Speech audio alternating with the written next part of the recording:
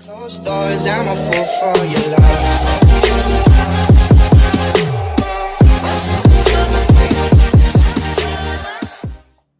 Hey guys, what's going on?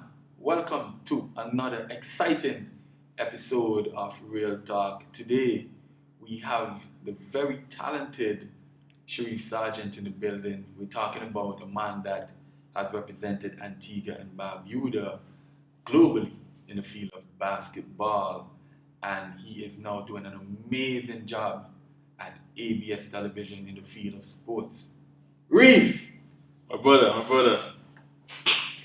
Welcome to Real Talk. Thank you for having me, man. It's good to be here. It has been a minute. I've been supposed to have you on this show, but I just know that you and our relationship is just so close that we have so much to talk about, and I am truly proud of you, because there's a lot of people who might see you now on ABS reading sports and see you traveling playing basketball, and you're actually one of the funniest guys I've ever met. You're really funny on social media. So a lot of people would see those things, but they really don't know the other side to you, and that's the reason why. They only know what they see or what's presented, Like you said, we're close, so we have a different dynamic of a relationship where we would understand each other and know each other just beyond in social media. Yeah, definitely. But what I really wanted us to start with, man, is just give us a little background as to who Sharife Sergeant is, in terms of your high school and things like that. Well, me, I of course, went to the best high school on the island, Princess Margaret Secondary. So so I started there. I graduated in 2009, actually, and it's a funny thing because I ended up playing basketball, at the collegiate level, and they couldn't get me to play for no one. Like I actually grew up playing tennis, so Mr. Green had been begging me for like 4 years to play basketball, and as you know, I met Coach George when I got into the Flyers system and whatnot, and then he was like, "Yo, go ahead, go play some ball." And I was working, I was still raw, and I ended up playing my senior year at Princess Margaret. Yeah. And it's so funny, like a year, it was to date, when I started playing basketball, a year after, I got a scholarship to go to prep school when I went away at Huntington Prep in West Virginia. Mm-hmm. So it started there. Well, in the island in Antigua, that was where my schooling was. That was how it was before I took off. So I was only playing for a little while before I ventured off to the States. Well, let's go back a little bit because I know about that journey. I remember when Coach George met you at the airport. Coming in from, I think you were coming in from summer vacation. I was coming in from summer vacation. It was like me and my mother. So we were coming in, and like he was doing, because he was working at customs at the time. So he was checking all stuff, and then he looked up, and he just kept on looking up. Yeah. And he was like, "So tall, you play basketball or whatnot?" I was like, "Nah, I didn't want nothing to do with basketball." Yeah. So we were talking, and he was like, "I live at in Johnson's, right across from the basketball court." Mm. And he looked at me, he's like, "Basketball court," because he'd never seen me. So then, long story short, he ended up trying to convince me to come, and I had no plans to go, but my mother just told me, just go check it out, see how it was. And I came, and like, you remember like my first day, I felt so, out of place because it wasn't my sport. And then you guys were already there, into it and much more talented. And I guess, and I remember like people don't know this, but I tell you all the time, you're one of the biggest reasons why I played basketball. I still played because, at that point when I was just beginning, you're telling me, just stick with it and, just give it a try. And, I ended up doing it and loving it and, getting better and better. And the rest is history. And, I just want to stay there just for a little bit, just because I want people to understand that, you just have to work because things don't come easy. I remember getting a phone call. I'm not sure if you know this, but I got a phone call from Coach George when he met you at that airport. And he said to me, "Look, dog, I just saw a young man at the airport. This man is about 6'6", and they tell me about he played tennis. I want you to work on him." And I remember that night when you came to the court for the first time and you couldn't even run up and down the floor. Man, I have a bribe me with Ribena. We had to bribe him, literally bribe this man with Ribena and come back. forget he would come back and work out now. You mean tell you, the man couldn't get up and down the floor.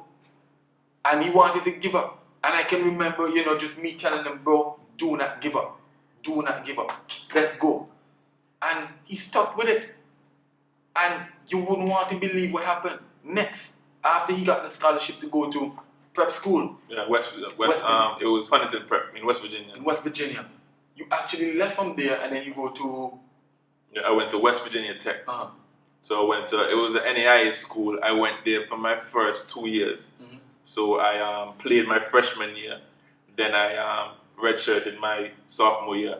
And I ended up transferring my junior year, which into a junior college in Texas called Tyler Junior College. Yeah. What happened was, because I usually come home every summer, so I came home and the coach came. They had like, I guess, a scouting, and then he was like, "You're too good to be playing NAIA." Yeah. So he ended up taking me and Chaz, which is our other boy. Yes. Chaz, big up to Chaz, for the 1 year.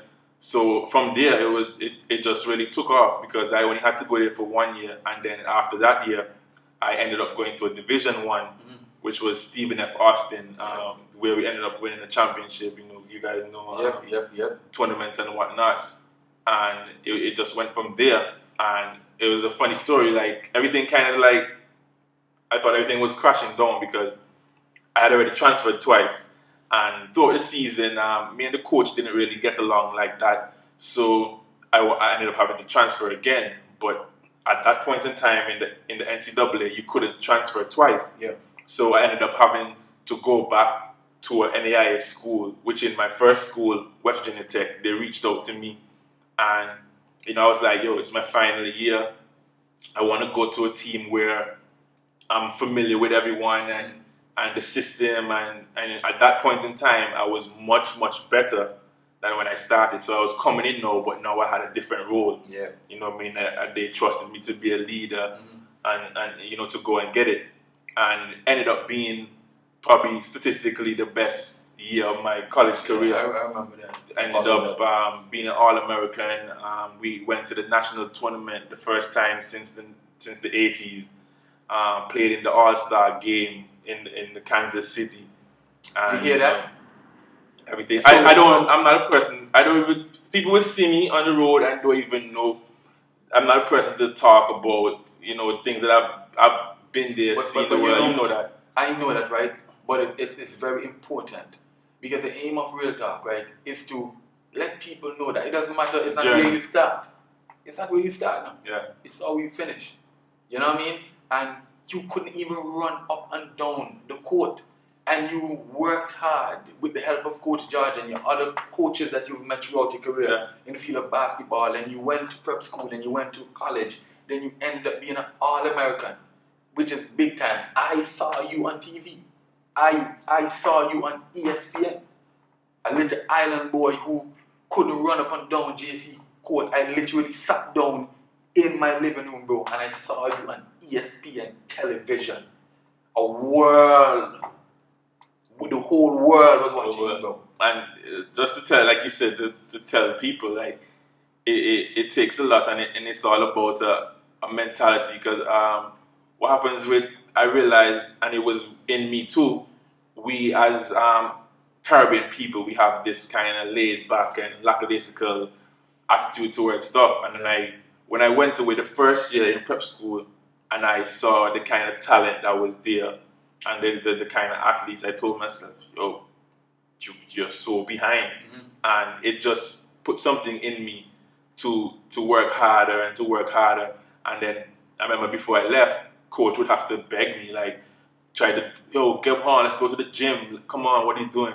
After that first year, and I got that reality check, from then I'm calling him 6 o'clock in the morning. That's one thing I always got to give a huge shout out to Coach George, because he's responsible for the strides. Yeah, I've went to college and I've had coaches, but I'm talking about the groundwork and the strides, right there, where I've been in my career.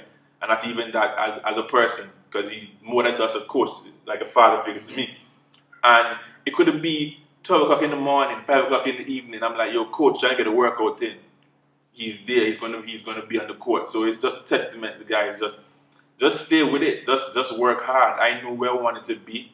I remember my junior year, one of my coaches, he called me into his office and he was like, Reef, this is what it is.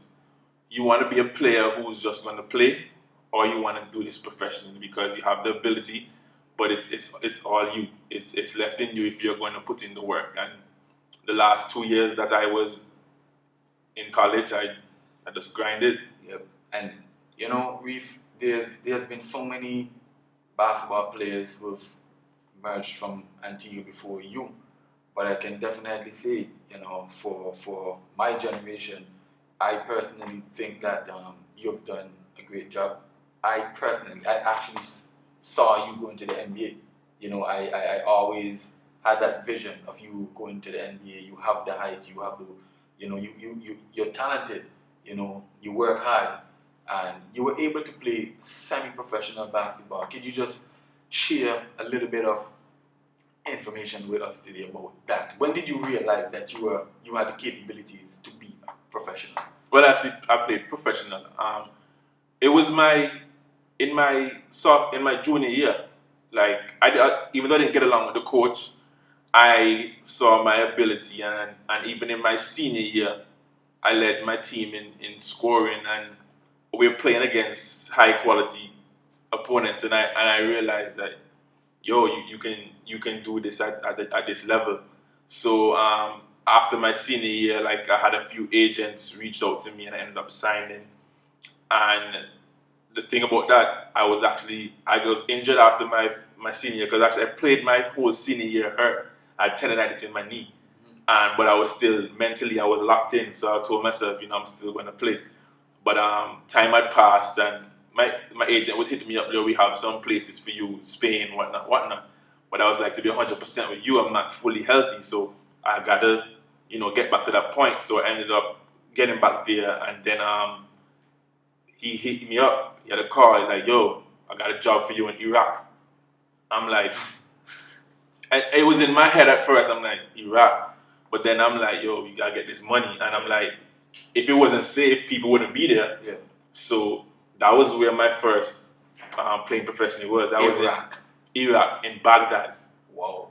I'm talking about you on the street, coming into the airport, like, they're there with the big guns, like it's just natural, like AKs on the side of the road. You can't go anywhere I didn't go nowhere without my passport, because if they catch you and you can't tell them why you're there, you know what I mean? I always had my escorts with me, and I didn't go anywhere.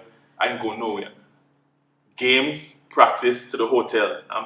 There's nothing there for me to explore. But that experience, did it allow you to, did you get a chance to, like, savor the moment and say, whoa, I'm playing pro ball? Where you were, because of what's accustomed to happen in Iraq? Did that bother you? Nah, because for me, like, when I got there and I was like, yo, I was just locked in, you know what I mean? And the thing about it is like, the people I met, they were so friendly. You know, you have this image that the media portrays, of course, that it's just displayed, and I'm sure it is at certain parts. Just like in Antigua, everywhere is not going to be paradise. Yeah. So they had that part, but they had good people there too, and you know, it was a great experience for me. Yeah. The food was amazing. The people I met, they were lovely, and you know, it was a great experience for me for my first time. Definitely. You know, getting my feet wet. And you know, I remember after that, you know, you came home and you were here for a little bit, and wanted to figure out like what's next for you, and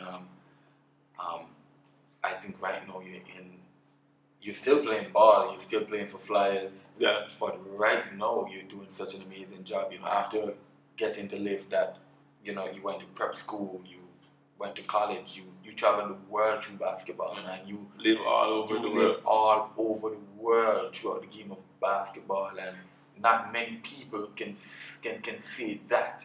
You know, something that they're passionate about took them all around the world. And that's something I'm always thankful for, because that little orange ball allowed me to travel and to experience life and to see different cultures. And I think that too, you know, helped with my growth in terms of just your outlook on life and being more open to things that are different. You know what I mean?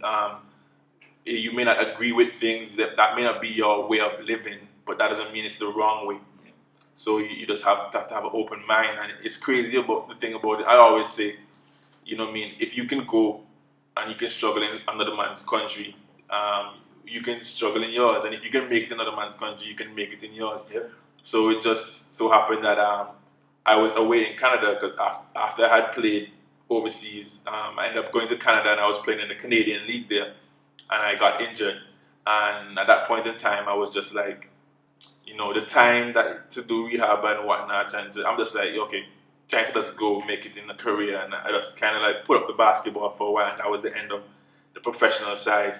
And I know one of my friends that was working at ABS, they said, they have an opening there for sports. I think that would be something that you'd be good at. Man, I didn't have a field in sports journalism, but I had a passion for sports, and I love sports, not just playing basketball, but other sports. So usually I come home every summer for vacation. So I sent in my resume, and they called me in for interview when I came home. Did the interview. A little while afterwards, I got the job, but the process and everything when you're working. So, and then I started September of 2018, and September gone would have made 2 years. So, and it's just the thing about me. My biggest thing with me has always been I want to do something that I enjoy and I love, and I'm just fortunate to go from playing basketball, something I love, to being in sports, something I love. So now when I wake up on a Monday morning, I'm not like, work again. It's not work for me because I enjoy it. It's fun. It's a passion. So it's I'm blessed to be able to do something like that and to be able to make a difference, And I would say, it right here. I am excited that you're at ABS, and not because of our brotherhood. I think that you've added a difference to that, to ABS, the sports, everything on a whole. I think that you're doing an amazing job, and I think that as much as you are happy to be at ABS is blessed to have a personality like you working for them, and I see you've been doing a lot of things with the youth, because I grew up playing basketball too. That's how we actually met. We met through the game of basketball, and we've grown to love each other so much as brothers, man, because I love you, right? And I care for you. I want to see nothing but the best for you. And I realize that you're basically going back now in the schools, and you're interviewing these basketball players and these football players.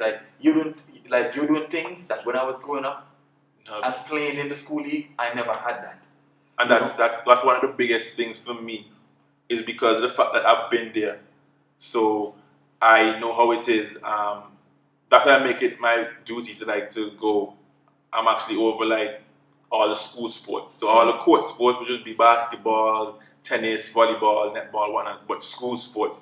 So I make it my duty to be there, because we want to let the kids know that, hey, we see what you're doing, and we appreciate your talent. And it's a way for persons who may not be able to come to every game to be able to be familiarized with who the athletes are. So when I do a report and I say Humroy, Wright, had 15 points and whatnot, the person may not have known you before, but they've seen the report and seen who you are, and they do an interview with you afterwards. They can now resonate with who Humroy Wright is, and then they can look out for you when they hear the name, and that is how the kids build a following. And then the kids, maybe you can get people out of their rooms to come and watch you while you're at school. You understand? And that was one of the biggest things for me, especially with the boys football, the year before last. It was one of the first times in a while that they had a school football match going live on ABS TV, and I think that the guys deserved it, because you can see the talent level. It's there, and we have to change this kind of mindset that we have. Not already when the kids are good and they go overseas and they go pro, then you're like, oh, Humroy, you know what I mean? Let them know that, I see you, and, we commend you for doing what you're doing. Don't get big-headed, but at the same time, know that you have a support and a following. You understand? And back when we were playing, we didn't have that kind of exposure. So my biggest thing is to give the kids, exposure, and I gotta commend those who are over the different sporting fields within the schools, because I actually made a group. Yeah. So that anything they have going on, they could just let me know. Yeah. And then I'm the type of person, I don't see myself having an off day sometimes. If they call me and say, "Yo, Reef, we having so and so going on. Okay, hold on, let me see if I can get the camera organized," and I'm gonna come through, because that's just the love I have for sports, and just wanting to see, the kids do well, and to give them an opportunity to experience things that I may not have experienced. And when they see me now, they're like, "Yeah, you're bringing the camera." You understand? And they're excited, and then that's extra motivation for you, because now you see the camera, maybe you want to play better, you may score a few more goals, you may knock down a few more shots, you might, what I mean, and that is just something positive that the kids can experience, and that they can grasp off of. I mean, what else can I add to that? Because I personally can't add anything to what you just said, or to the sweetness of what I'm hearing and what I'm seeing from what you have been doing. Because you remember when we were playing school league, we would have, I remember at the time, Mahajan, he was the journalist for Observer, and we would probably see our names in the newspaper and stuff like that. But nobody taught us how to talk on a camera, in front of a mic, or do an interview. Nobody. And it is very important for athletes to know how to do that. When you look at the LeBron James and all the big and it's funny you just say that, because sometimes after the games I'm trying to interview, a lot of them are running from the cameras, and we actually have something in the pipeline. I'm not going to speak about it yet because it's not really formalized, but I tell them, if you want to be an athlete at the highest level, this is what you're going to have to do. You want to be the Serena Williams, the Messis, the Ronaldos, the LeBron James. These are the things that you have to do when the game is over, win or lose, upset or not. They're going to push a camera in front of your face. Mm-hmm. And you want to be able to prepare for this now, at this point in time. Yeah.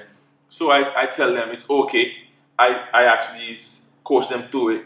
You know what I mean? If I come and tell you how was the game, game good. Okay, the game good, and what? Yeah, we play good. You have to be able to express yourself. You know what I mean? We started off slowly, but we were able to pick up the pace, and me and my team were able to come out victorious. We were able to change the landscape of the game, whatever it is, strategy, whatever the case may be. And I tell them all the time, you're talking about something that you are playing. It's not nothing foreign. It's a sport that you're playing, so you should be able to expound upon it. You understand? But they're not accustomed. And that's the thing that, and I'm never upset with them, and I understand, because I've been there, I've had to do it, but I've had experience doing it. I've had to do speech classes, I've had to do all that stuff. So I don't expect you can't give somebody a plane to fly who've never been to pilot class and expect them to do anything with it. You understand what I'm saying? So yeah. It's something that we're working on, and it's something that I had so much plans for the sports and in terms of the athletes and whatnot.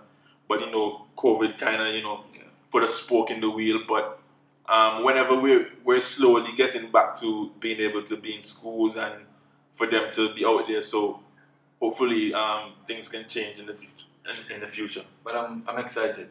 I'm happy because you've already started. You and your team at ABS, you've already started the groundwork.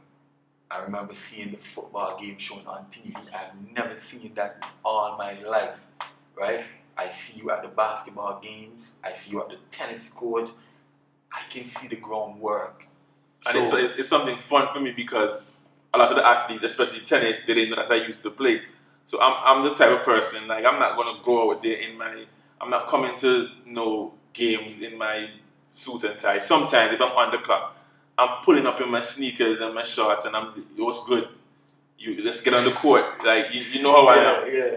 And it's good, and it's fun to see them excited at the fact that I didn't know you could play, and that's what it's about, interacting with them. So now when they see me now, they're comfortable. when they see me come, it's not like, that's the reporter. The reporter guy. You understand? So it's good that they play with me. They ask me, when you're coming back to play, when you know, and I follow a lot of them on social media and whatnot and see what they're doing and encourage them, you know, just to be the best you that you can be. And I am proud of you know, keep up the good work, bro, because for me, it's all about you. It's all about young people, and because if we can't pour into our young people, we do. Exactly, because they're who left to take over after we're done. You know? And I'm just grateful. Like I said, I'm glad that the staff, people at ABS, they actually they give me the freedom to go and do what I do. They don't say, hey, do this. I decide what assignments I want to do. I just liaise with coaches and whatever leagues to see what's going on, and they give me free reign to just go out there and do what I do. So I'm fortunate enough for that, and much appreciate them for that. Yeah. Now let's get into this next part of you before we wrap up. You know, people see you post a lot of things on social media, which is, bro, honestly, some of the things that you post on social media, if I'm having a bad day, I legit click your story because I know there's something funny up there, right? And people would always, you know, people might think that, you know, he is out of pocket sometimes. You know, can you just talk about that social media personality for a little bit? And I mean, it's just like, okay, but you see the thing, we live in a society that nowadays it's like, if it's on social media, it's Bible. If it's not on social media, it didn't happen. Yeah. So they take everything face value. You post that, so you must be going through that. You said that, so that's who you are.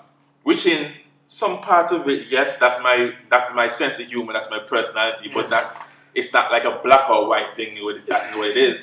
I'm just a person that I like to laugh. Like sometimes I just be there in my room and I be laughing to myself, like before I even post something, or that's just me. I find humorous stuff and I find humor in things.